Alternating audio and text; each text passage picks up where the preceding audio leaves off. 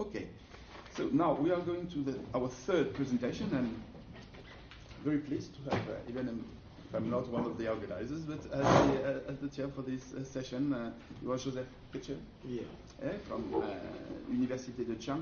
Vous allez présenter en français? Oui, en français. Parfait. Donc, bienvenue Joseph, Université de Chiang. Vous allez présenter, je crois, avec Joseph Désiré. Vous allez présenter pour nous deux.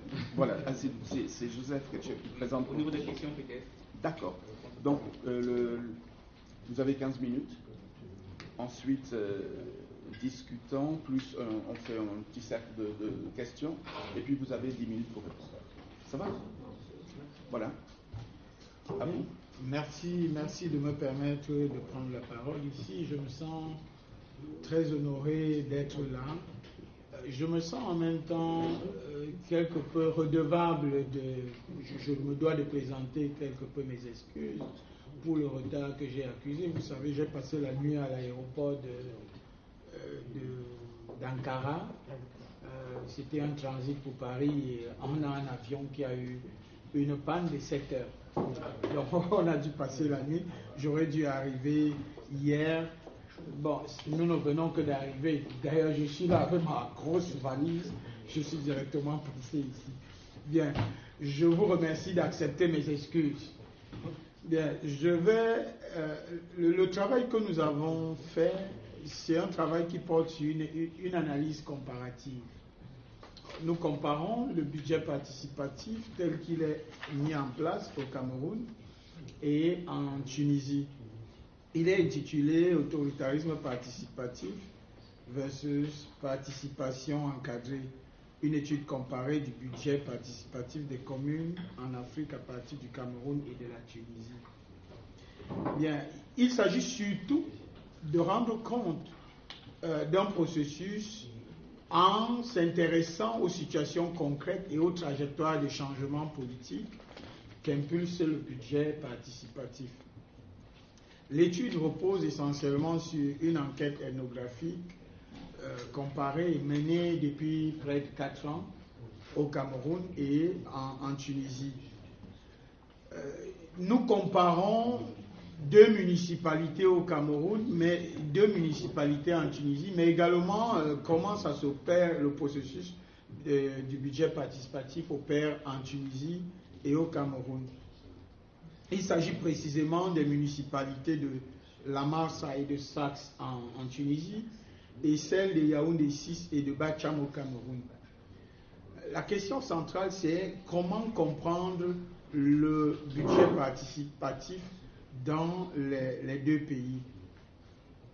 Nous avons essayé d'aborder cette question à partir de 2 angles de vue théoriques. À partir du néo-institutionnalisme historique, nous nous intéressons à la trajectoire historique des budgets participatifs. Quels sont les éléments politiques, économiques qui donnent naissance au budget participatif dans les 2 pays? Ensuite, nous nous intéressons aux approches en termes de Policy Transfer Studies qui analysent le phénomène d'import-export entre les formes institutionnelles. Et donc, nous engageons la réflexion à partir de 2 éléments, à partir de 2 points. On inscrit d'abord le budget participatif dans la trajectoire historique des 2 pays. Ensuite, on aborde le budget participatif comme situé au cœur de régimes politiques hybrides. Bien, parlons d'abord de la construction historique du processus. On peut en parler à partir de 2 éléments. Il y a d'abord ce que nous avons appelé la fabrique de la légitimité du discours.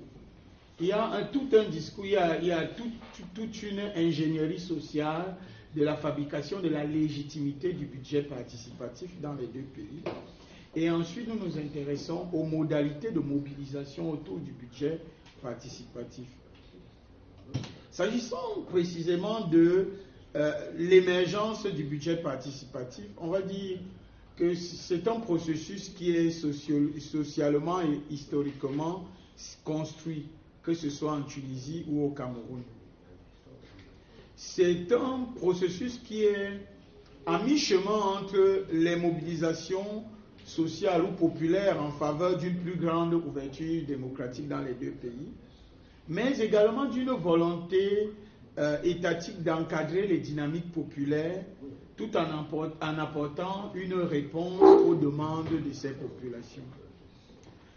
Mais nous avons réalisé que le budget participatif relève de préoccupations conjoncturelles, mais aussi structurelles. Au niveau conjoncturel, les préoccupations sont politiques et économiques. Sur le plan politique, on va dire que le budget participatif, le processus du budget participatif est consécutif au reflux généralisé, à la fin de l'autoritarisme dans les deux États depuis les années 1990. 1990 pour le Cameroun et puis les années 2000 pour la Tunisie. Mais le processus est également lié à la promotion par les organisations internationales de la décentralisation. Ces organisations ont considéré la décentralisation comme ayant une valeur ajoutée dans le processus de démocratisation en cours dans les deux États. La décentralisation est donc devenue un credo de la mobilisation autour d'une plus grande ouverture démocratique, autour d'une ouverture de la démocratie aux populations à la base. Au Cameroun, le processus a été constitutionnalisé à partir du 18 janvier 1996. Mais il faut noter que il s'agit d'une ce que nous avons appelé adaptation conservatrice. C'est-à-dire qu'on a un régime qui subit des pressions non seulement internes mais externes pour une plus grande ouverture. C'est un régime qui subit notamment sur le plan interne la pression de la communauté anglophone qui veut le fédéralisme. Et ce régime répond donc en octroyant plutôt la décentralisation. En Tunisie, on parle beaucoup plus de décentralisation territoriale dans le cadre de la réforme post-Ben Ali en janvier 2014. Il s'agit surtout de mettre en place un cadre opérationnel permettant l'élargissement de la marge de manœuvre de population à la base. Donc on peut dire que sur le plan conjoncturel, il y a la décompression autoritaire, mais également il y a la promotion de la décentralisation qui apparaissent comme des structures d'opportunité pour la participation des citoyens ordinaires aux politiques publiques locales et notamment à l'allocation des ressources budgétaires. C'est ce qui explique notamment que le budget participatif est trouvé dans ces deux pays un terreau fertile. Sur le plan économique, on se rappelle tous des injonctions libérales de la Banque mondiale et de bien d'autres bailleurs de fonds internationaux qui appelaient à une auto-limitation des États sur le plan économique, avec la fameuse assertion « l'État ne peut plus tout faire ». Et donc c'est ce qui a poussé dans ces États-là la promotion d'initiatives des populations à la base. En fait, on envisageait la décentralisation comme un moyen de garantir une administration plus efficace et plus efficiente, une administration qui s'adapte mieux aux besoins des utilisateurs. C'était donc une opportunité, selon la Banque mondiale et bien d'autres bailleurs de fonds. Il s'agissait d'une opportunité pour réduire les déficits des finances publiques en transférant à la fois certaines recettes et certaines dépenses vers les collectivités locales. Donc, cette insistance sur les solutions de proximité va entrer en congruence ou en résonance avec les idées relatives au budget participatif. Ça, c'était sur le plan conjoncturel. Sur le plan structurel, on note depuis quelques années une circulation internationale des dispositifs, des idées et des modèles de participation. Et cette circulation internationale des idées a bien entendu touché l'Afrique et ces deux pays, la Tunisie et le Cameroun. Il s'agissait dans ces deux pays de s'inspirer des expériences de la mise en œuvre des budgets participatifs ailleurs. Et dans ce cadre-là, on a assisté au Cameroun et en Tunisie, il y a une espèce de canonisation du modèle de Porto Alegre, qui a été érigé véritablement en modèle à suivre par ce que nous avons appelé les entrepreneurs de budget participatif au Cameroun et en Tunisie. Dans la commune de Bacham et de Yaoundé 6 au Cameroun, ces entrepreneurs, on retrouve principalement, au rang de ces entrepreneurs, on retrouve principalement des ONG internationales, et il y a une en particulier qui est très, très en vue, qui s'appelle Cité et Gouvernements Locaux Unis, qui est basée à Barcelone. Mais on a également les organisations internationales, notamment la Banque mondiale et l'Union européenne, qui financent le processus de budget participatif au Cameroun. Dans les communes de La Massa et de Sfax en Tunisie, on a surtout la GIZ, l'Agence allemande de la coopération internationale, mais on a également European Fund for Democracy et la Fondation Friedrich Naumann qui interviennent et qui financent la mise en place des budgets participatifs dans ce pays. Donc, ce sont des structures internationales qui n'opèrent pas directement dans les pays, mais qui utilisent des organisations locales pour diffuser les idées de budget participatif, qui utilisent des organisations que nous avons appelées des courtiers du budget participatif, qui sont sur le terrain et qui sont chargés de prêcher la bonne nouvelle relative au budget participatif. Ces entrepreneurs de budget participatif mènent deux formes d'action. Il s'agit d'abord des actions de plaidoyer, non seulement auprès des gouvernements centraux, mais également auprès des municipalités. Mais il s'agit aussi des actions de renforcement des capacités des populations à la base. Ces actions menées depuis un certain nombre d'années ont, dans les deux pays, conduit à un début d'institutionnalisation de la parole citoyenne. Il y a une forme d'émergence de nouvelles figures de la citoyenneté. Et cela se remarque notamment à partir de la rupture des logiques institutionnelles et citoyennes d'avant. On peut même dire que cette prédication du budget participatif et de la décentralisation, parce que cela va ensemble, cette prédication a mis en crise le schéma politique habituel, le schéma politique post-colonial, qui est marqué par la culture de la docilité ou de la soumission des gouvernés. Bien. À côté de cela, on peut donc dire que nous avons observé le budget participatif non seulement dans la perspective de l'institutionnalisation, non seulement dans la perspective de la mise en place des dispositifs juridiques, mais nous nous sommes également intéressés aux effets pratiques du budget participatif sur le terrain. Et c'est ce que nous avons appelé le budget participatif au carrefour des régimes politiques hybrides. Et il y a deux idées que nous mettons en avant ici. Il y a d'abord le fait que le budget participatif soit marqué paradoxalement par une poussée autoritaire. Le deuxième élément, c'est que le budget participatif n'est pas mis en place tel que observé à Porto Alegre ou ailleurs. Il y a un phénomène de traduction locale du modèle qui est importé. Quand nous parlons de la poussée autoritaire, nous parlons par exemple d'un budget participatif comme un processus qui a une enveloppe participative, mais qui a un contenu quasi autoritaire. Nous parlons aussi du budget participatif comme une forme de domination.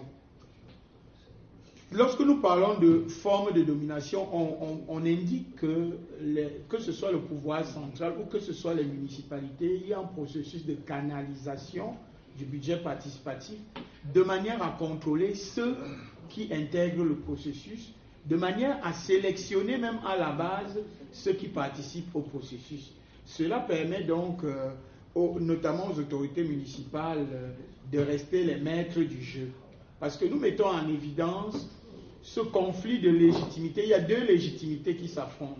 Il y a la légitimité électorale dont sont détenteurs les responsables des municipalités, mais il y a la légitimité participative dont pourraient être détenteurs ceux qui participent au processus de budgétisation. Et donc, il y a ce conflit permanent, mais ce conflit qui se solde jusqu'à l'heure actuelle par l'emprise des autorités municipales et même des autorités centrales. Parce qu'il faut le dire, au Cameroun et en Tunisie, la décentralisation est marquée par la collaboration entre pouvoir central et autorités locales.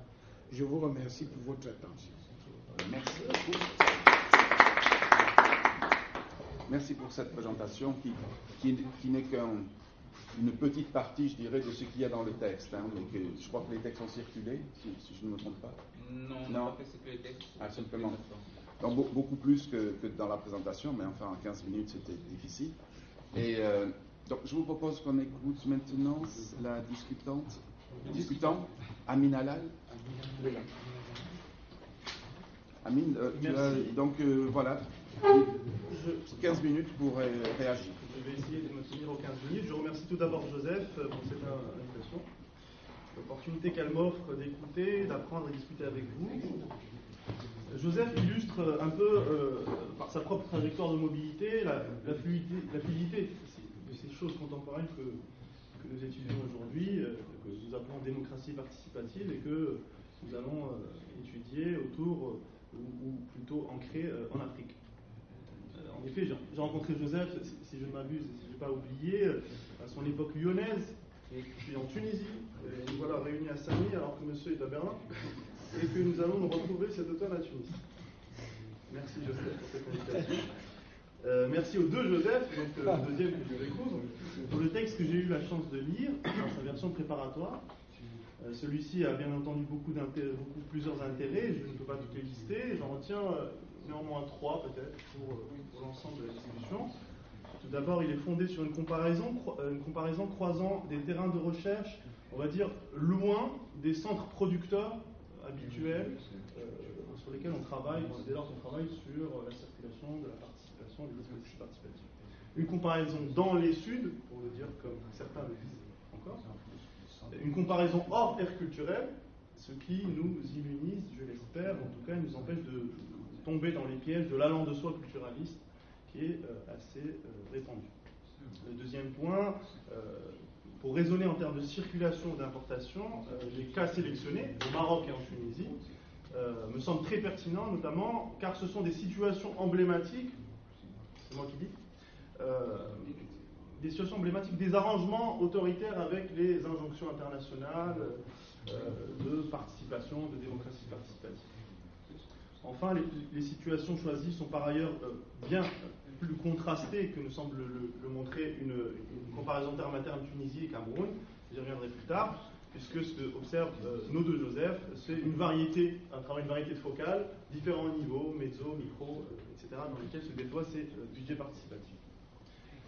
Dans la perspective d'une publication dans une revue importante comme la RPC, et afin de tenter de contribuer en amont pour améliorer ce texte, je me permettrai donc de faire une série de remarques en tant que sociologue du politique.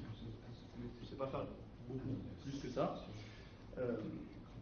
Mon constat à la lecture de votre texte, le premier constat transversal, c'est que c'est un texte foisonnant. Ce qui est confortable pour un discutant, puisque j'ai plein de choses à dire.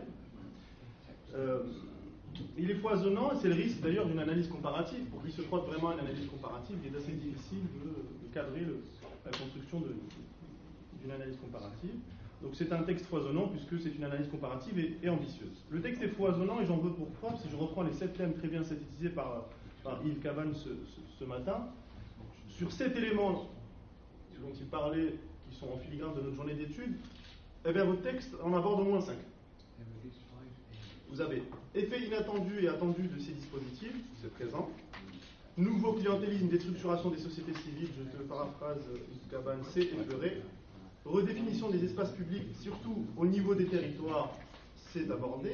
Comment se déplace et se transfère, c'est central. les logiques d'instrumentalisation de l'aide, c'est implicite. Il n'y a pas le rôle des outils numériques et il n'y a pas l'apport de l'expérience africaine. Donc c'est un texte qui est très ambitieux et qui est foisonnant.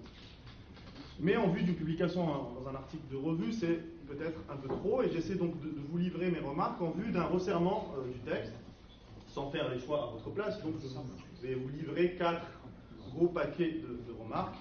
La question de la comparaison, la question de l'analyse des acteurs, la question des territoires et la question de la circulation ou de l'importation.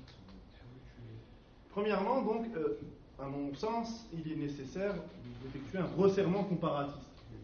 Pour faire cela, il me semble que vous devriez répondre très simplement à 2 questions toutes bêtes. Toutes bêtes, mais les questions bêtes sont compliquées. Toutes bêtes dans votre futur article, c'est pourquoi comparer et comment comparer. Et il faut le faire très tôt dans votre article. Pourquoi comparer? Bien entendu, vous livrez des éléments de réponse dans votre article, mais pas de façon directe. Vous dites par exemple que ça nous permet de dépasser la taxonomie classique des régimes. Pourquoi comparer? Ça nous permet. Autoritarisme participatif versus participation encadrée, le titre même le suggère. Mais qu'est censé produire cette comparaison? Permet-elle, est-ce l'ambition principale d'effectuer une réflexion sur les hybridations des régimes politiques contemporains? Ni chien ni chat comme disait l'autre, ni autoritaire ni démocratique. Comment comparer? Là-dedans, il y a 2 éléments qui me semblent encore à clarifier. Le premier, c'est à quelles échelles vous situez-vous? Celle des réseaux transnationaux, celle des politiques publiques nationales, celle des dynamiques urbaines ou locales. Il faut choisir, me semble-t-il, ou en tout cas justifier de ce jeu d'échelle de manière précise. Deuxième question, deuxième type de réponse qui est attendu, me semble-t-il, sur le comment comparer, c'est le jeu d'échelle temporelle cette fois-ci, c'est l'échelle historique. En l'état, le texte oscille entre plusieurs possibilités. Parfois, vous partez des trajectoires locales, c'est-à-dire de ces différentes localités sur lesquelles vous avez déployé votre recherche, votre étude de terrain.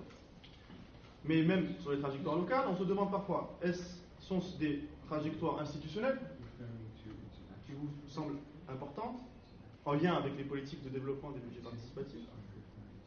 Une autre possibilité et une autre échelle donc historique serait celle des trajectoires nationales. Là aussi, on peut imaginer se centrer sur l'historicité de certaines politiques publiques de développement. Mais parfois, vous parlez de changement de loi, de constitution. Vous bornez votre périodisation avec des changements en termes de loi. Ou alors, plus globalement, est-ce que l'échelle pertinente est l'histoire globale des régimes nationaux, des régimes politiques, qui permettent de fixer donc, cette comparaison et de montrer comment et de comprendre comment vous déployez votre comparaison. Le deuxième paquet, c'est, me semble-t-il, celui qui a trait à une nécessité de préciser les acteurs étudiés. Dans votre texte, en termes préparatoires, beaucoup d'acronymes sont égrenés, mais peu de précisions sont effectuées sur donc, ces acteurs. Si vous deviez opter finalement pour resserrer sur la question de la circulation des dispositifs et de leurs effets inattendus, il me semble qu'il faut donner des éléments sur les configurations, sur ce que certains appellent les espaces ou les champs multi-organisationnels que vous étudiez. Et égrener les acronymes, même en donnant quelques précisions, bien entendu, la caricature nous pousse de manière extrême, n'est pas suffisant. On doit vraiment voir quelles sont ces configurations d'action et si c'est pertinent pour vous, quels sont ces espaces multi-organisation. Pour le dire encore autrement, peu de caractérisation est faite concernant les agents, les acteurs dont vous parlez. Et il est attendu, je pense, une systématisation dans donc cette caractérisation des acteurs, des individus, des groupes, des réseaux ou des organisations qui vous étudient. Par exemple, les acteurs population citoyens. Vous oscillez là aussi entre une caractérisation des publics comme population ou comme citoyens. Comme citoyens d'ailleurs, vous dites des citoyens définis parfois comme ordinaires, citoyens ordinaires actifs, parfois, parfois comme non élus. Vous voyez, c'est pas exactement la même chose de définir comme actif de quoi? Non actif, donc, élu, non élu, quand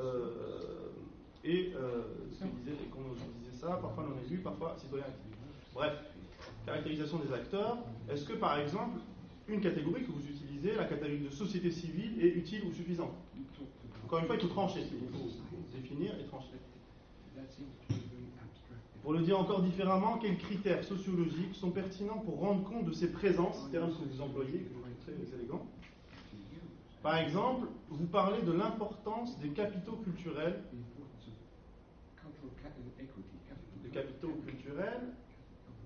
à l'épreuve de ces dispositifs de budget participatif. Mais vous ne dites pas davantage quelles sont ces compétences qui sont valorisées ou discriminantes et qui permettent de voir comment ces populations ordinaires interagissent, sont affectées, sélectionnées peut-être, promues, je ne sais pas, par ces dispositifs ou au contexte de ces dispositifs de budget participatif. Le troisième point est la question des territoires, qui, bien entendu, fait écho à ce que nous disions ce que je disais plutôt sur la comparaison, etc. Pour le dire de manière un peu pompeuse, quelles épaisseurs sociologiques, économiques ou politiques pour définir ces localités? Pour le dire différemment, quels éléments saillants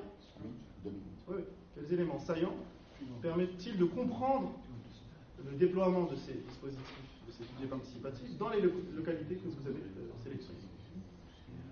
Là aussi, il faut choisir. Quelles caractéristiques d'économie politique, par exemple? De quoi vivent les populations qui sont dans ces espaces-là? Quelle structuration de l'élite politique locale qui semble un peu plus vous intéresser, puisque vous parlez de leaders communautaires, d'élus municipaux? Quelle bureaucratie sur lesquels vont se greffer ces dispositifs de budget participatif? Bref, donner des éléments de description permettant d'étudier ensemble ces localités. Le quatrième et dernier point, je vais être rapide. Qu'est-ce qui circule au juste? Le texte parle de ça. Qu'est-ce qui est transféré ou importé? Pour le dire de façon provocatrice, je me demande toujours où sont et que sont les budgets participatifs dans votre étude. Quelle place aux instruments, aux dispositifs, aux procédures? Donc vous parlez dès le titre principal, vous parlez d'importation procédurale. L'analyse de cela n'est pas précisément effectuée. Vous comprendrez que si j'ai mis cette quatrième remarque, c'est que je pense que votre texte mériterait de se resserrer autour de cette question-là. Mais là, ça nécessite quoi? Quelles sont les pratiques bureaucratiques dans le détail que vous observez à Sfax, à Yaoundé 6, à la Marsa, etc. Comment ensuite donc étudier leur importation, appropriation, hybridation, instrumentation? Bref, j'en ai trop dit, mais c'est bien la preuve que votre projet d'article est très stimulant, mais nécessite des choix. Merci beaucoup pour toutes ces observations, en plus extrêmement bien structurées, qui vont faciliter sûrement le dialogue. Donc, de nouveau, commentaires, questions complémentaires? Oui. Merci beaucoup pour cette intervention et bienvenue Joseph. Je me présente, je suis Frédéric Moucaud, directeur de recherche à l'IRD et directeur adjoint du CEPEL. Je suis très heureux de vous connaître. Et voilà. D'abord, j'ai apprécié la forme de ta communication qui m'a rappelé une certaine tonalité que je connais assez bien, qui est la tenue orale des chercheurs camerounais qui est tout à fait extraordinaire. Merci. Dans ton intervention, il y a deux aspects qui m'ont frappé. D'abord, d'un point de vue général, j'étais très séduit par l'idée de la comparaison des budgets participatifs en Tunisie et au Cameroun. Et je rejoins un peu Amine, parce qu'à la fin, je ne sais toujours pas où est la place du budget participatif. En revanche, j'ai bien vu toutes les dynamiques qui entourent la question des budgets participatifs, mais la question en elle-même du budget participatif n'apparaît pas. Ensuite, il y a peut-être un petit risque, tout petit, de formalisme. Je m'explique. Tu compares deux pays en disant que l'un est passé à une période post-autoritaire, la Tunisie, à partir de la chute de Ben Ali, et tu dis que pour l'autre, le Cameroun, ça a commencé en 1990. Je ne suis pas convaincu de cet argument, mais alors pas du tout. C'est-à-dire que si on parle de libéralisation formelle de la vie politique, elle a commencé en Tunisie à peu près au même moment qu'au Cameroun. La chute de Ben Ali, si tu fixes comme changement politique vers le pluralisme la chute de Ben Ali, alors il faudrait dire pour le Cameroun que ça n'a même pas commencé. Parce que Ben Ali et BIA, c'est à peu près la même chose, pour aller vite. Ça, c'est juste un petit détail. Tu as introduit une notion, en tout cas un champ, qui est extrêmement intéressant, qui est celui des Policy Transfer Studies. Mais je n'ai pas très bien vu comment tu mobilises ça à l'intérieur de ton papier, parce que c'est central, non seulement pour la question de la participation, pour la question des budgets participatifs, mais de manière plus générale, pour la circulation des modèles. Ce champ théorique est très important. Je voulais savoir comment tu le mobilises. Et je vais m'arrêter là, parce que pour la discussion générale, j'aurai d'autres choses à dire par rapport à l'analyse. Oui. Une petite remarque. Le titre provocateur m'a beaucoup intéressé. Courir dans le sac. Le sac a une métaphore un peu de marché, mais il y a aussi une abréviation dans la sociologie des organisations qui peut vous aider il s'agit du système d'action concret pour les acteurs et courtiers de participation dans le cadre d'un système de nid d'abeilles contribue à la remonte des demandes des populations ciblées vers le sommet, etc. Et donc cette dimension utilitariste est aussi présente dans le système d'action concret.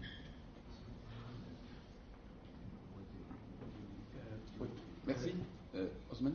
Oui, j'aurais deux questions. La première, plutôt du point de vue théorique. Vous avez dit que vous utilisez la notion de transfert des politiques publiques, et je serais très intéressé à en savoir un peu plus sur la littérature de ces champs de travail qui est mobilisé, car en effet on a plusieurs courants et plusieurs aspects qui peuvent être utilisés pour l'analyser. J'ai une question plus sur les côtés empiriques qui va dans le même sens de la question que j'ai posée à Giovanni. Vous avez dit dans votre papier que la Banque mondiale, aussi bien que l'Union européenne, sont des institutions engagées dans les processus de promotion du budget participatif et diffusion du budget participatif dans vos cas, et qu'elles utilisent des organisations locales pour ces types d'actions. Je voudrais savoir si elles sont en coopération, s'il y a de la concurrence, comment ça se passe la relation entre ces organisations. Et voilà, je ferai d'autres choses. Très bien. Merci. D'accord. Moi, j'ai quelques remarques aussi sur le texte et la présentation. Bon, le texte est vraiment, non seulement pour reprendre l'éloquence camerounaise à l'oral, je dirais qu'à l'écrit, c'est tout aussi intéressant. Et donc, c'est un texte qui est riche, qui est provocateur, avec des termes ambigus, qui renvoient aux ambiguïtés. Donc, très, très bien. Mais je suis assez d'accord avec l'ensemble des observations d'Amine. Je voudrais repartir sur quelques-unes. Tout d'abord, je dirais, il n'y a pas de description des expériences. Et ça, c'est gênant. Vous faites du commentaire sur du vide, au niveau du texte. Donc, moi, je vous suggère quand même, peut-être pas 4 expériences, mais 2. J'ai l'impression que vous diriez la même chose. C'est d'avoir les profils des budgets participatifs tels qu'ils sont. Et là, peut-être on pourra en reparler sur des études multicritères pour comment on ait des données un peu dures. Moi, je viens plus d'une traduction anglo-saxonne, de hard facts and evidence, et là, on ne les a pas. Donc ça serait peut-être à regarder, cette affaire-là. Et ensuite, effectivement, je pense que ce que vous dites sur le contexte autoritaire, tu vois, tu dis, bon, c'est quand même, l'IA, c'est pas la Tunisie d'aujourd'hui, quoi, hein, c'est quand même, et le développement des budgets participatifs, c'est pas la même chose. Donc j'ai l'impression que ça, de pouvoir faire une différenciation à ce niveau-là, dans les contextes politiques, et autant je suis d'accord avec l'analyse vraiment intéressante sur la décentralisation, c'est-à-dire sur ce moment-là, mais sur des contextes qui permettent ou pas le budget participatif, c'est peut-être bien de regarder cela de plus près. Et sur le rôle des transferts par l'aide et des vases communicants, précisément, moi j'ai une réaction complètement différente. Et ça reprend un peu ta question, Osmani. C'est que la GTZ est porteuse d'un modèle. Elle l'a prouvé plusieurs fois avec des tentatives en Amérique latine. Elle l'a prouvé en République dominicaine, où elle a appliqué un modèle et la règle. alors que le soutien de l'Union européenne n'a jamais été de cet ordre-là. Et la coopération décentralisée qui a été à l'origine de la première expansion du budget participatif au Cameroun, non plus. Donc justement, ce que moi je trouve, c'est qu'il y a eu, du fait de la fragmentation de l'aide, il n'y a pas, et c'est dommage, d'échanges très importants. C'est deux réalités qui, justement, ne dialoguent pas. Et quand on fait un peu à quelle logique ces aides internationales renvoient, ce serait peut-être bien.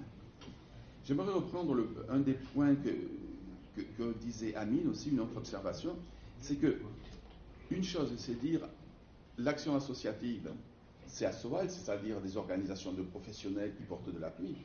Mais ce qui a quand même énormément différent, et à mon avis ça vaudrait la peine dans l'examen des acteurs d'en dire quand même deux mots, c'est de faire une analyse à partir des acteurs. Le réseau national des habitants du Cameroun, moi j'étais au Cameroun avec le réseau national des habitants, c'est à mon avis l'un des principaux mouvements sociaux africains. Et il n'y a pas du tout l'équivalent en Tunisie. Et on ne peut pas comprendre un point manquant à mon avis dans le texte, qui est l'univers des budgets participatifs, comment ils ont arrivé à croître aussi rapidement. Il faut souligner tout de même que le taux de croissance des budgets participatifs en Afrique, Osmani t'en parlait, je le suis moi, année en année dans les deux continents, il est plus rapide que l'expansion des budgets participatifs en Amérique latine au cours des 15 premières années. Le budget participatif africain, il explose. Il explose en Cameroun et il explose pourquoi? Non pas parce que l'aide vient, mais parce que le réseau national des habitants le veut. Et c'est 1200 organisations populaires. Ça, c'est quand même quelque chose, à mon avis, qui mérite une discussion, que vous interprétiez, pour voir justement des différences et pas simplement des éléments communs. Un point d'information, la CGLU de Barcelone n'est jamais intervenue au Cameroun et on se bat suffisamment à partir de CGLU Afrique pour qu'ils puissent faire quelque chose. Mais d'avoir soutenu le budget participatif au Cameroun, je peux dire, en tant que conseiller de CGLU et partie prenante de CGLU depuis le début, enfin en dialogue, très très peu. C'est l'Union européenne qui a permis l'expansion. Ça, c'est quand même un élément important. Et je pense, par rapport à une question qui était déjà posée et qui rejoint tout ce qui est les logiques d'instrumentalisation ou pas, je trouve que ça serait intéressant de voir par rapport, et je suis d'accord, que la référence à Porto Alegre. Et moi, ce qui me surprend, c'est la capacité, l'inventivité des villes africaines et des acteurs africains à réinventer Dieu. C'est-à-dire, ok, on parle de Porto Alegre. J'ai travaillé 6 ans à Porto Alegre. Quand je vais au Cameroun, ou que je regarde ce qui se fait, c'est une autre, on irait au Brésil, un autre carnaval. Et c'est autre chose. Et ça, je trouve que ça serait très intéressant, justement, de changer, faire contre-pied un peu à ce que vous dites, pour qu'on discute. C'est-à-dire que, justement, malgré les impositions de l'aide, malgré la référence quasi réifiée, non, comme ça, moi, ce qui me surprend, c'est les capacités de transformation locale. Et je donne deux exemples. Le premier, c'est que au Cameroun, budget participatif, ça veut dire budget participatif pour création de richesses, développement de l'emploi, adresser des problèmes concrets. Jamais ça s'est discuté comme ça à Porto Alegre. Donc des vraies inventions africaines par rapport à la démocratie. Il n'y a pas de démocratie sans la question de l'emploi. Ça, c'est hyper intéressant. Et l'autre chose qui a apporté à SOAL aussi dans certains quartiers, ça a été d'aller au-delà de la décentralisation municipale. C'est-à-dire le nombre de forums qu'ils ont fait, 97 à Yaoundé 6, c'était d'aller au-delà des structures de décentralisation du haut. Ça, c'est aussi une innovation. Et donc, c'est peut-être intéressant de regarder le modèle et comment il est dévoyé dans les faits. Parfois bien, parfois mal, parfois pire. Et vous en parlez, tous les deux. Parfois, c'est encore plus pour copier, mais parfois, c'est pour autre chose. Et je trouve que ce serait intéressant que vous fassiez cette lecture dans les différents cas, de voir comment, malgré des logiques de GTZ ou des uns ou des autres, comment les populations s'en emparent. Et de la même manière, sur l'éthique, enfin sur les informations, c'est vrai que quand je vois à Soal ce qu'ils en ont fait avec leur université populaire, 22 000 personnes qui reçoivent des messages pour des mobilisations, ils ont bien détourné ce pourquoi la Banque mondiale voulait que serve l'éthique, qui était des instruments de contrôle. J'ai l'impression qu'il y a des terrains qui peuvent être fertiles par rapport au dévoiement positif de l'aide, malgré, et je suis d'accord avec ce que vous dites, en particulier sur les exclusions de la participation, c'est un thème très très intéressant. Voilà. Et d'accord avec Amine aussi que c'est tellement foisonnant pour resserrer sur les 7 thèmes. Je trouve, si vous pouviez, je suis assez d'accord avec l'analyse, si vous pouviez resserrer sur 2 ou 3 comme un fil conducteur, ce serait peut-être bien qu'au niveau des éditeurs, vous vous mettiez d'accord. Parce que sinon, ça va, on dit en anglais spread too thin, ça va être trop fin. Voilà. Voilà, vous avez 5-10 minutes pour répondre et commenter. Bien. Pour l'essentiel, ce sont des remarques que nous avons reçues. Le commentaire que je voudrais faire, je voudrais peut-être commencer par la fin. Le commentaire sur CGLE. Il se trouve que nous avons travaillé avec Aswal pendant 2 ans et le principal référent d'Aswal parlait régulièrement de CGLE. Oui, CGLU Afrique. Justement, parce que Barcelone est oui. Il parlait beaucoup de CGLU et c'est ce qui a orienté. Oui, CGLU Afrique. Oui, c'est ce qui a orienté nos analyses vers cette structure-là. Bon, le réseau national des habitants du Cameroun, oui. C'est en fait un réseau d'associations, oui. Il serait intéressant véritablement de creuser la question. Il y a des enseignements que l'on pourrait aisément tirer de cela. Fred a insisté sur la place du budget participatif. Oui, avec le recul, on a commencé à en discuter entre nous, oui. Nous allons prendre ces remarques en compte. Sans doute, avons-nous été victimes des multiples orientations. Nous avons pris trop large, et en prenant trop large, on court le risque de faire du saupoudrage. Et je pense qu'il y a des éléments de saupoudrage dans le travail, mais nous allons nous atteler à recentrer. Comment sont mobilisés les Policy Transfer Studies? C'était une question? Oui, c'était une question qui venait de moi.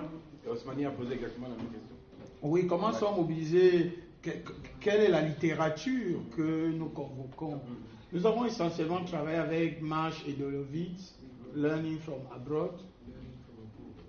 Nous avons travaillé avec Learning from Abroad, qui nous semble être une approche qui combine les autres, mobilisés par des auteurs divers. Il y a Keck et Sikik, par exemple, qui abordent également la question des policy transferts, mais leur manière d'aborder me semble trop orientée essentiellement vers les réseaux transnationaux. On voit les transferts, mais on ne voit pas la réception.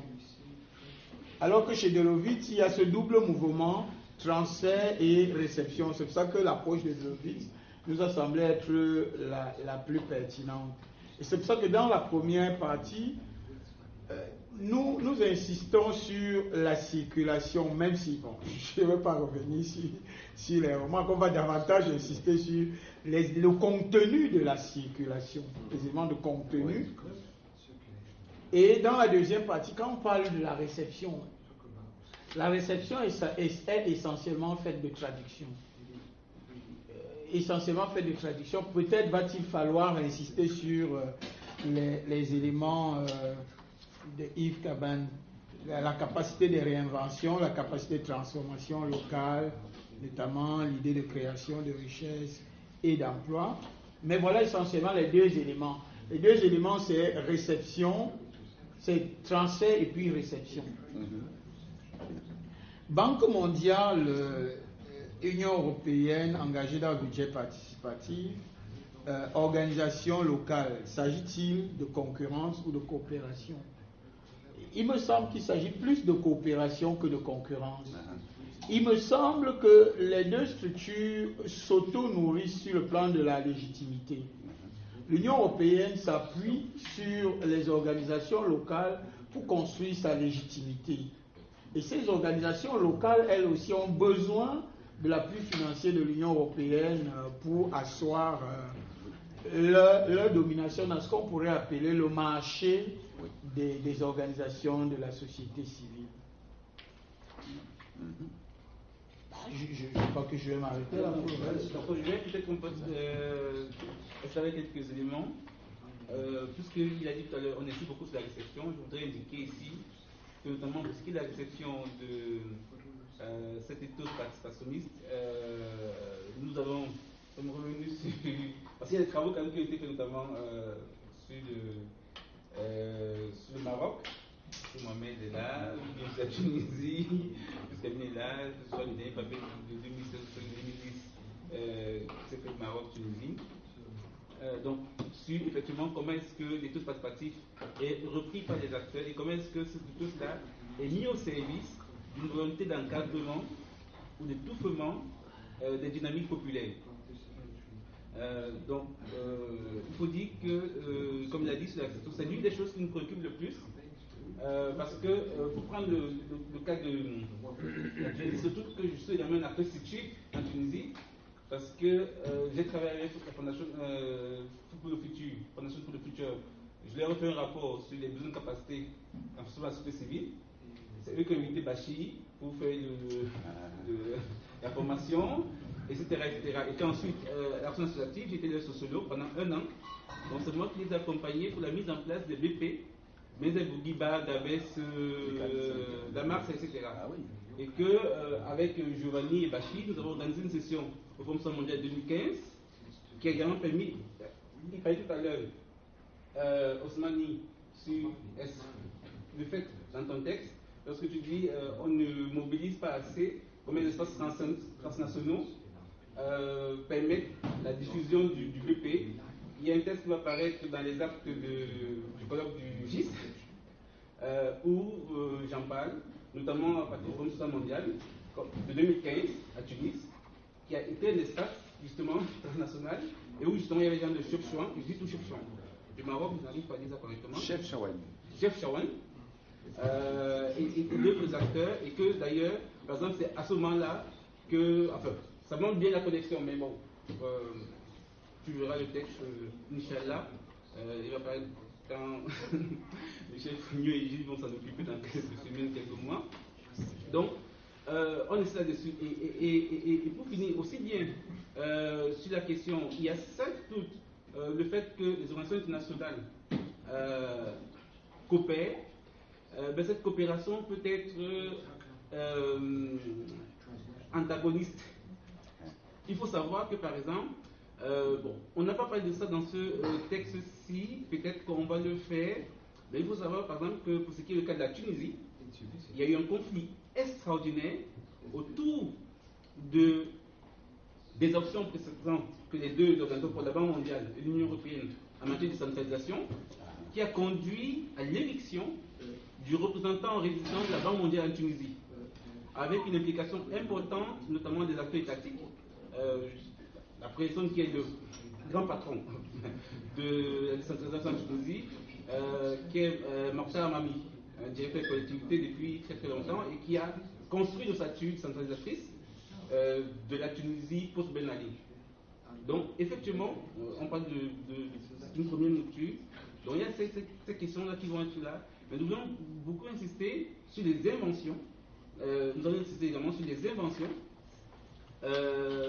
Des appropriations qui sont faites du BP dans les deux pays, qui ne sont pas forcément des inventions créatrices au sens où elles ne traitent peut-être pas le bonheur. Et si le cas de Porte Alegre est divinisé, il est d'autant plus divinisé qu'il est pour pouvoir le mettre hors de portée.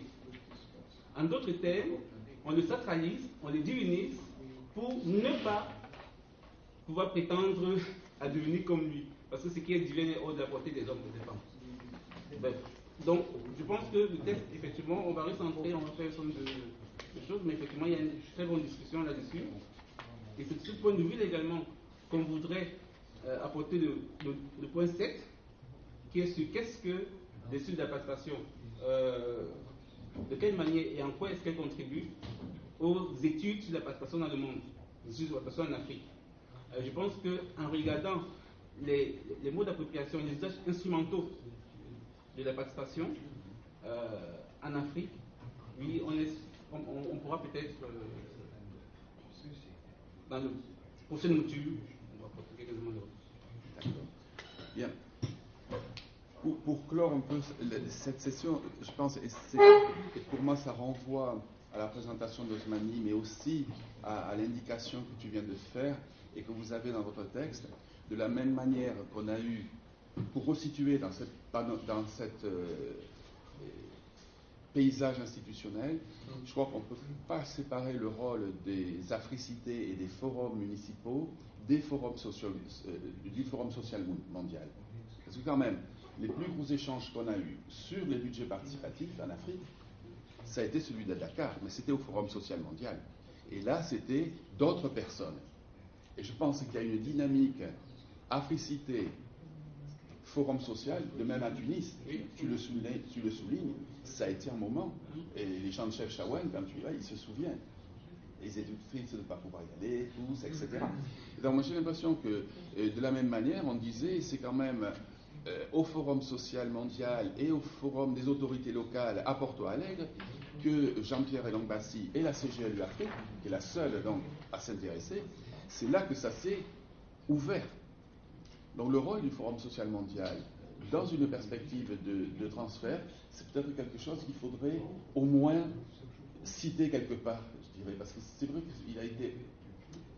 L'un sans l'autre n'aurait pas fonctionné. C'est peut-être un petit peu à réfléchir. Bien. Regardez, il est pratiquement 1 heure. Je vois que les plats sont encore chauds. Donc je demande aux organisateurs, est-ce qu'on peut faire... Moi j'avais préparé un petit élément de synthèse sur le point 7, là, sur les apports des expériences africaines, de 5 minutes. Est-ce qu'on peut s'arrêter pour la session 1 ici? Est-ce que vous n'avez pas faim? Ou est-ce qu'on termine avec Afrique du Sud dans la foulée, qui va nous prendre 45 minutes, donc on sera à 2 heures à déjeuner. Moi j'ai faim. Hein, tout le monde. Moi j'ai l'impression on a tous besoin un peu de souffler. Donc moi je voudrais simplement... Il y a Laurent qui vient de m'écrire, qui me dit que si c'est compliqué, il va se contenter des observations écrites qui lui seront faites. Bon. Ok. Donc moi je vous propose un truc, c'est que je prends 5 minutes juste pour aborder un point maintenant qui concerne... Bon. Je voudrais, pour pouvoir conclure cette session, je pense que s'il y avait un des 7 points dont on discutait ce matin qui pouvait être, sur lequel moi je vous invite à avancer, c'est sur les apports des expériences africaines sur la réflexion sur la démocratie participative. Il y a une contribution à faire. Et ça, c'est un élément pour ne pas continuer à avoir des expériences, être trop marquées par l'aide, alors que de mon point de vue, il y a réinvention, il y a invention, il y a des choses sous le radar qui existent.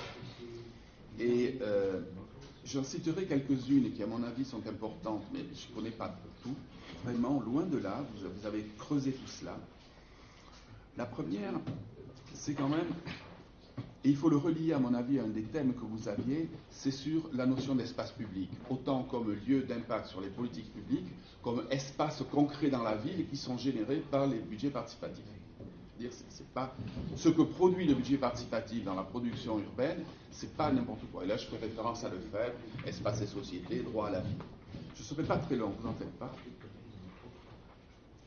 Moi, ce qui me surprend, c'est que quand je vais à Ficelle, donc une des premières expériences rurales, pas urbaines, grande différence, on est dans le rural. le rural comme un lieu de création de... Deux observations. La première, c'est la réhabilitation de l'arbre à palabres. Regardez le film sur Ficelle, au Sénégal, la région arachidière. Réhabilitation de l'arbre à palabres comme espace public. Qu'est-ce que l'on veut de plus par rapport à des notions d'africanité par rapport à cela? C'est quand même très intéressant. Autre apport sur lesquels on butait au niveau du PGU dans les pays arabes et dans les pays musulmans à influence musulmane, c'est quand même d'avoir été capable de transformer le budget participatif non seulement en une histoire où c'est les vieux, au sens noble du terme, qui prenaient les décisions, mais où on avait 3 forums: femmes, anciens et jeunes. Et ça n'a pas été apporté par l'aide internationale. C'est une ONG locale qui a travaillé à partir de la planification. Tiens, on retrouve Dondo, on retrouve un certain nombre d'expériences, puisqu'on était dans la décentralisation avec des espaces pour la planification. Donc des formes qui ne sont pas procédurales, mais qui étaient sociales, tout à fait intéressantes, autour de l'arbre à palabres. Un autre fil conducteur sur lequel se cristallise le budget participatif et qui, à mon avis, est assez spécifique par rapport aux expériences africaines, c'est que les premiers choix, et regardez le film, lisez les textes de l'IED, donc des collègues sénégalais, qui pourraient être même dans d'autres raisons, c'est quand même autour de l'eau, et les points d'eau comme espace public, comme espace où des populations peuvent être de l'un côté de l'autre. Et c'est comme ça qu'on peut intégrer toutes les expériences de Borne-Fontaine au Mozambique, les expériences dans des quartiers de Yaoundé 4, qui se retrouvent être des véritables places et des vrais lieux où les vieux regardent les jeunes pour qu'ils soient dans la file, où les femmes lavent le linge en public autour des espaces. Donc j'ai l'impression que vous avez là une production d'espace qui est un indicateur et un révélateur d'une forme assez spécifique de produire de l'espace africain qui va renvoyer à des potentiels. Un autre élément de contribution, parce qu'il n'y en a pas eu beaucoup, quand on avait donné le prix à Ampazina Ramponana, à Madagascar, c'était pour indiquer que par rapport à la spoliation des mines et des réserves du sous-sol africain, il pouvait y avoir des modalités différentes. Ampazina Ramponana, à côté de Fort-Dauphin, est une municipalité dans laquelle les royalties des mines ne sont pas encore une fois empochées par des élites ou restent dans les mains des transnationales, mais vont faire l'objet d'un budget participatif dans la ville ou le village. Il y a d'autres villes qui l'ont fait en Amérique latine, très peu. Ilo est un exemple que j'ai dans ce livre. Voilà, encore une fois, comment on peut bâtir de la démocratie locale dans un contexte économique et avec appropriation différente. Donc un pont qui me paraissait assez intéressant. L'autre grande leçon, et ça c'est vraiment une leçon africaine par rapport à la démocratie, c'est dans les pays, où la décentralisation n'est pas complète. Décentralisation tronquée, où il n'y a pas des élections municipales. C'est le cas de la RDC. C'est le cas de l'Angola. Et c'est le cas de plusieurs pays en Afrique. Et le budget participatif se fait malgré l'absence de décentralisation municipale. Je me souviens, on en avait discuté, et toi tu disais, oui, mais, et après je l'ai revérifié en Angola avec d'autres collègues, oui, mais justement, en faisant du budget participatif, on attend le jour où il y aura des élections, mais le jour où il y aura des élections, il y aura eu des formes de dialogue entre des élites, alors c'est des chefs, des chefferies, souvent, ou des éléments décentralisés du gouvernement, mais les gens ont commencé à prendre la parole. Ce que donnent ces projets, et là je vais relier 3 expériences africaines, Matam, nord du Sénégal, Dondo, ville secondaire du Mozambique, et Sud Kivu, c'est que dans chacun des cas, justement du fait de l'absence de la taxe rurale ou des ressources locales, les budgets participatifs vont se centrer sur le marché pour avoir non pas des impôts mais des taxes. C'est-à-dire que l'amélioration du marché va permettre de faire rentrer des ressources qui permettent d'alimenter le développement local. Et là, on retrouve, encore une fois, un espace public très différent qui vont être l'amélioration des marchés et la revitalisation des marchés dans l'économie urbaine locale. Je vais m'arrêter ici, mais je voudrais quand même terminer pour pointer un élément qui est celui de cette construction de l'espace public peut être interprétée comme un urban commons. Pour ceux qui travaillent sur les théories des commons, des communs, il y a tout un débat pour dire les communs sont traversés chez les anglo-saxons, transition towns, etc., par le community ou communitarism, community commons, qui ne sort pas du ghetto, qui ne sort pas du quartier, et un autre qui est comment aller vers le public common, comme la ville, comme un bien public, mais à un niveau supérieur. Donc là, vous avez un débat théorique très très intéressant que vous pourriez avoir dans le bouquin, qui est bien de montrer que les dispositifs de participation permettent de sortir du quartier et du ghetto pour aller peut-être, du fait de l'écoute entre des communautés, vers un public common. C'est comme ça que ça s'appelle. Je renvoie aux travaux grecs en particulier, de Stravide, d'Angéli. Enfin, il y a une série d'auteurs autour de ces textes-là qui est d'un intérêt théorique et urbain tout à fait intéressant. Donc, ne ratez pas, à mon avis, quand même, ces apports des expériences africaines sur la démocratie pour pas qu'on reste dans de l'instrumental, des techniques, etc., qui sont voulus par l'aide internationale. Je crois que vous avez là une ambition qui, en tant que chercheur, peut être tout à fait intéressante pour tous, et pour la démocratie en particulier. D'accord ? Bon, il y a des observations ? Je voulais juste poser une question d'ordre général, parce qu'on avait vu dans le programme qu'après toutes les sessions, il y avait une discussion générale de la part des participants. Est-ce que cette discussion est... C'est ça qu'il a introduit, c'est ça qu'il vient d'introduire. Est-ce qu'on peut prendre la parole donc pour faire des remarques générales sur les différents papiers, rapidement ou pas? Je pense que c'est ce que tu viens d'introduire. Moi, ce que j'ai essayé de faire, c'était apporter par rapport au fil conducteur, un qui je sentais qui était absent, mais ce que j'espère, c'est que les autres vont le faire, et quand on va se réunir à la fin des sessions, on aura justement un débat d'ensemble, non ? À la fin de toutes les sessions, ou alors maintenant, c'est comme on avait prévu que ce soit à la fin de chaque panel. Maintenant, je ne sais pas si vous pensez... Parce que le deuxième panel sera très différent. Donc, voilà. Les questions ne seront pas les mêmes. Maintenant, ça va nous prendre 3 minutes avant de passer... Où est-ce que vous voulez le faire à la fin? C'est comme vous voulez, moi. Mais il y a j'ai vu tout à l'heure, dès qu'on a dit on mange, il y a la sexisme.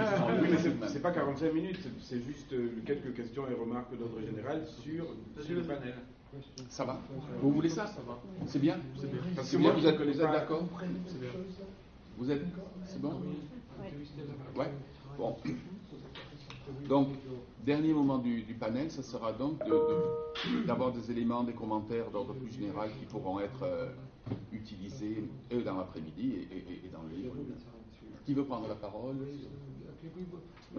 Alors, j'avais une grande question et 2 remarques, très rapides. Je ne connais rien au budget participatif. Du coup, suite aux remarques que tu viens de faire, je me demandais, mais quelle était l'importance du budget participatif dans la participation démocratique aujourd'hui, au point où on est 3 papiers sur les budgets participatifs, et une synthèse qui demande aux différents auteurs de regarder un peu ce que les budgets participatifs apportent, notamment par rapport aux expériences africaines. Donc, moi qui ne connais pas les budgets participatifs, je pose juste la question de savoir est-ce que ces budgets participatifs ont une telle importance dans la démocratie locale? Si la réponse est oui, on y va. J'ai juste c'est pas une crainte, une interrogation par rapport à d'autres instruments de l'action publique qui existent dans d'autres secteurs et qu'on voit. Et à partir de ce que moi je sais, de la mobilisation de ces instruments de l'action publique, chaque spécialiste peut en faire le cœur d'un raisonnement sur les trajectoires africaines, sans pour autant que ça épuise la question de la participation. Moi, je travaille sur le VIH depuis 20 ans. Je peux, avec le même enthousiasme que Osmani, sortir d'une salle de réunion de l'instance de coordination du Fonds mondial et de dire que je viens de vivre un grand moment de démocratie, parce qu'on a avancé dans l'accès aux médicaments, etc. Et dès que j'en sors, quelqu'un va me dire, comme à Dakar, ma soeur vient de mourir d'une hépatite à l'hôpital parce qu'elle ne pouvait pas payer. Et donc du coup, ça relativise un peu les choses par rapport à notre objet de recherche. Ça, c'est la première question. La deuxième remarque et dernière, c'est qu'on a beaucoup parlé des acteurs, de ce qu'ils font, et je pense aussi en vous écoutant qu'ils n'ont pas tous la même fonction, le même rôle. Est-ce qu'on ne pourrait pas s'inspirer d'une typologie des acteurs internationaux, bilatéraux, multilatéraux, des ONG, des pouvoirs publics? Moi j'appelais ça la matrice de l'action publique en Afrique, qui vient de la question très simple, qui gouverne aujourd'hui en Afrique, suivant le secteur, suivant l'objet dont on est en train de parler. Parce qu'une organisation internationale qui émet des standards n'est pas une agence de coopération bilatérale. On l'a vu dans les différents papiers. Donc est-ce qu'on ne pourrait pas s'inspirer d'une forme de matrice de l'action publique sur laquelle j'ai déjà publié? C'est ma dernière question. Très bien. Autre commentaire? Oui. Je trouve qu'on parle tous, enfin dans les 3 communications qu'on a entendues ce matin, il y avait 2 choses qui paraissaient communes mais pas forcément explicites. L'une, c'est la question du pouvoir, et on sait tous que les débats sur la participation la posent centralement, puisque la participation c'est soit un transfert, soit un partage, soit une recomposition, une redéfinition du pouvoir entre État et société. Et il me semble qu'une des critiques majeures qui vient du Nord de la participation, c'est qu'elle est devenue un instrument de pouvoir et de sédation et d'endormissement et de démobilisation en réalité. Donc elle a perdu son potentiel émancipateur ou radical, et au point que certains ouvrages disent à bas la participation, c'est devenu un instrument de domination. Il semble que beaucoup d'interventions se sont positionnées là-dessus, mais peut-être avec des spécificités du type de régime en Afrique. Et je pense qu'il y a quelque chose à creuser et peut-être un fil directeur important. Enfin, l'expression rappelée par Amine des arrangements autoritaires avec les agences internationales, ça me paraissait très intéressant. Et comment justement on se saisit d'un instrument dont on sait qu'il a un potentiel émancipateur, mais comment on rogne ses effets potentiellement émancipateurs dans un projet politique de domination. Donc, moi je trouvais que c'était assez intéressant dans tous ces papiers. La deuxième, le point commun aussi entre les 3 ce matin, puis un petit peu cet après-midi sans doute, c'est qu'on s'intéresse tous plus à l'interface entre injonction globale et politique publique qu'à l'interface entre État et société. Enfin, on place le regard plutôt à cette échelle-là, en tout cas ce matin, et sur la définition des règles et leur contestation. Et cette définition est un objet politique, mais peut-être le prendre, et c'était la remarque avec Giovanni, peut-être prendre davantage cette contestation des règles, cette définition en processus, comme un objet à part entière de l'étude, pour voir justement cette interface de pouvoir entre échelle globale et échelle nationale ou échelle municipale, parce qu'il y a aussi ces rapports de pouvoir-là, notamment au Cameroun, comme espace aussi de contestation. Voilà, c'était mes deux. D'accord. Oui, je vais faire une brève remarque. En ligne générale, surtout compte tenu de la thématique qui est un peu transversale à toutes les communications présentées ce matin, et c'est quelque chose qui m'intéresse beaucoup, c'est la question des théories et des instruments analytiques pour interpréter les transferts des politiques publiques. Joseph a utilisé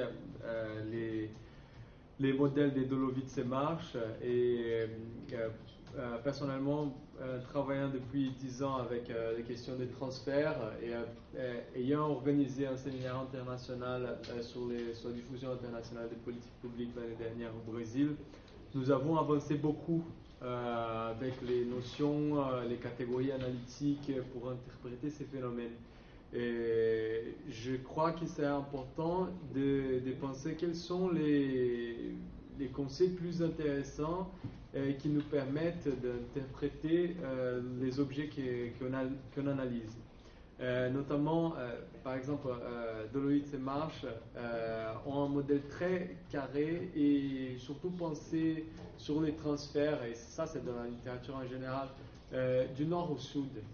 Et dans les séminaires qu'on a organisés l'année dernière au Brésil, nous nous sommes aperçus qu'il manque des innovations conceptuelles qui puissent permettre de comprendre ces échanges entre gouvernements du Sud ou même entre le Sud et le Nord, ce qui Yves a insisté, comment l'Afrique, qu'est-ce que l'Afrique a apporté pour la démocratie en général, et ceci pourrait être un objet de réflexion au niveau transversal de notre papier. De nos papiers. Une autre question, c'est la question de la traduction des expériences, soit de la traduction des idées, des modèles en général. Et ceci, c'est un nouveau déploiement de tout ce qu'on fait au niveau des études, des recherches sur le transfert des politiques publiques. J'ai une petite remarque, pas tant sur la demande de ce matin qui était très intéressante, mais plutôt sur le titre que vous avez choisi. Les chemins buissonniers de la démocratie participative. Alors c'est intéressant parce qu'en fait, sur la revue de participation, on a une discussion autour de ce terme buissonnier. J'imagine que vous l'empruntez à Catherine Neveu ou pas forcément. Mais alors par contre, qu'est-ce que vous entendez? Parce que moi j'ai l'impression que là on est sur des descriptions de dispositifs relativement institutionnalisés avec des acteurs relativement institutionnalisés. Ça me semble pas du tout du buissonnier en fait, comme type de présentation. Et voilà. Et entre implantation procédurale et innovation locale, qu'est-ce que vous entendez par innovation aussi? C'est un terme qui est utilisé de manière multiple, qui a beaucoup été utilisé dans la sociologie politique brésilienne pour parler du budget participatif, et en même temps derrière l'idée d'innovation, en fait ce terme-là il porte déjà l'idée de changement, donc est-ce que ça pose pas problème d'utiliser un mot qui tient un petit peu changement en fait, donc voilà.